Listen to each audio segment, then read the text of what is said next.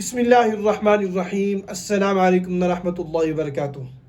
غسل جنابت کرنے کا صحیح طریقہ کیا ہے، اس کے مصنون طریقہ کیا ہے، جو ہماری اسلامی بہنیں ہیں وہ بھی سیکھ لیں اور مسلمان بھائی بھی سیکھ لیں۔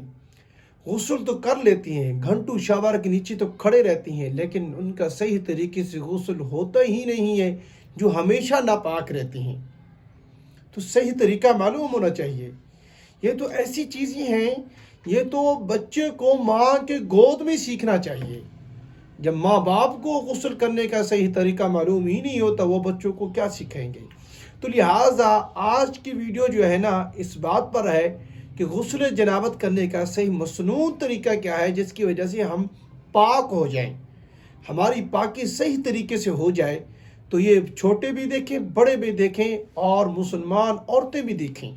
ٹھیک ہے، دیکھیں جی، سب سے پہلی بات آپ نے یہ کرنا ہے کہ سب سے پہلے آپ نے استنجا کر لینا ہے، یعنی کہ اس جگہ کو آپ نے دھو لینا ہے جس جگہ پر نجاست لگی ہے اچھے طریقے سے۔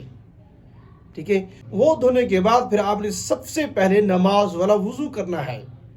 ٹھیک ہے، اب ہم جب یہ کہہ دیتے ہیں نماز والا وضو کرنا ہے، لوگوں کو پتہ ہی نہیں ہوتا کہ نماز والا پتہ نہیں کون سا وضو ہے۔ بھئی نماز والا وضو کرنا ہے، وہی جو ہم نماز کے لیے وضو کرتے ہیں وہی والا وضو کرنا ہے، یعنی کہ 3 بار کلی کرنا، 3 بار ناک میں پانی ڈالنا۔ ٹھیک ہے، اور اس کے بعد پھر جو ہے نا پورے چہرے کا دھونا، پیشانی کے بالوں سے لے کر ٹھوری کے نیچے تک، ایک کان سے لو سے لے کر دوسرے کان کی لو تک یہ چہرے کا دھونا ہوتا ہے۔ پھر دونوں بازو کو کوہنیوں سمیت دھونا، یہاں تک دھونا۔ ٹھیک ہے، اور یہ یہاں تک دھونا۔ ٹھیک ہے، اور اس کے بعد تیسرا یہ ہے کہ بھئی چوتھائی سر کا مسح کرنا ہے، دونوں پاؤں کو گٹو تک دھونا ہے۔ ٹھیک ہے، یعنی گٹے اندر شامل ہو جائیں دھونے کے اندر۔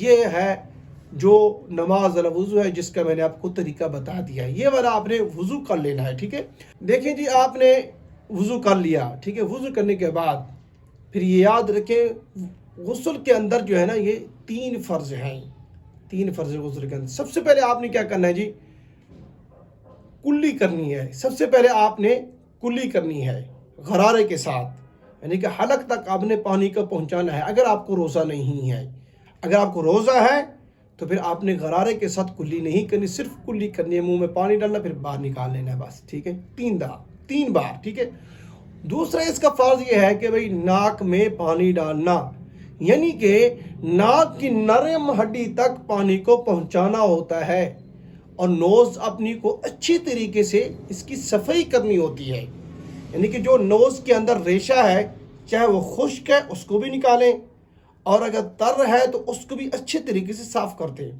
خشک ہے تو یہ پھر اور عجیب بات بن جاتی ہے کہ ہم اس کو نکالتے نہیں ہیں، تو پھر نوز کی نرم ہڈی تک پانی پہنچتا نہیں ہے، کچھ نہ کچھ جگہ خشک رہ جاتی ہے، جس کی وجہ سے آپ کا فرض ادا ہی نہیں ہوتا۔